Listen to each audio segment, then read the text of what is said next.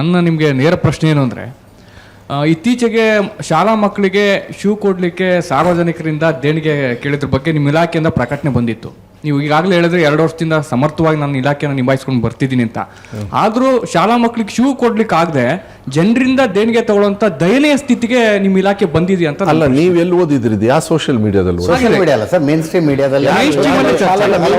ಒಂದು ನಿಮಿಷ, ಯಾವ ಇಲಾಖೆಯಿಂದ ಓದಿದ್ರಿ? ನಿಮಗೇನಾದ್ರು ನೋಡಿದ್ದೀರಾ ನೀವು ಆರ್ಡರ್ನ? ನೀವು ಬನ್ನಿ ನನ್ನ ಜೊತೆಗೆ ಇವಾಗ ತೋರಿಸ್ತೀನಿ. 1 month back you should understand one thing.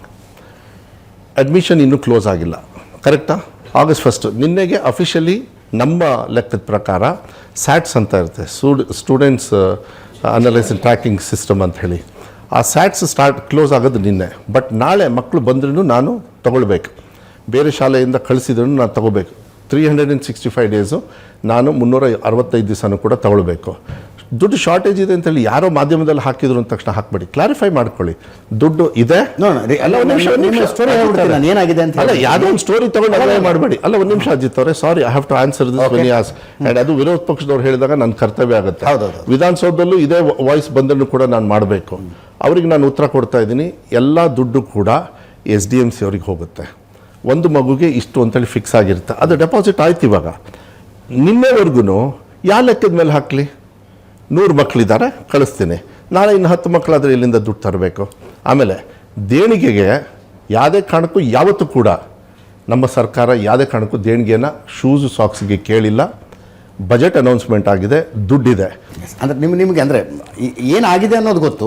ಸರ್ಕಾರ ಕೊಟ್ಟಿರೋ ದುಡ್ಡಿನಲ್ಲಿ ಇನ್ನೊಂದು ಸ್ವಲ್ಪ ದುಡ್ಡು ಹಾಕಿ ಗುಣಮಟ್ಟದ ಶೂಸ್ ತಗೊಳ್ಳೋಣ, ಯಾರು ದಾನಿಗಳಿದ್ರೆ ಬನ್ನಿ ಅಂತ ಕೆಲವು SDMC ಅವರು ಮನವಿ ಮಾಡಿದ್ದಾರೆ. ಅವ್ರು ಮಾಡ್ಕೊಂಡಿರ್ಬೇಕು. ಕೆಲವು SDMC ಅವರು ಮನವಿ ಮಾಡಿದ್ದಾರೆ, ನನಗೆ ಮಾಡಿಲ್ಲ.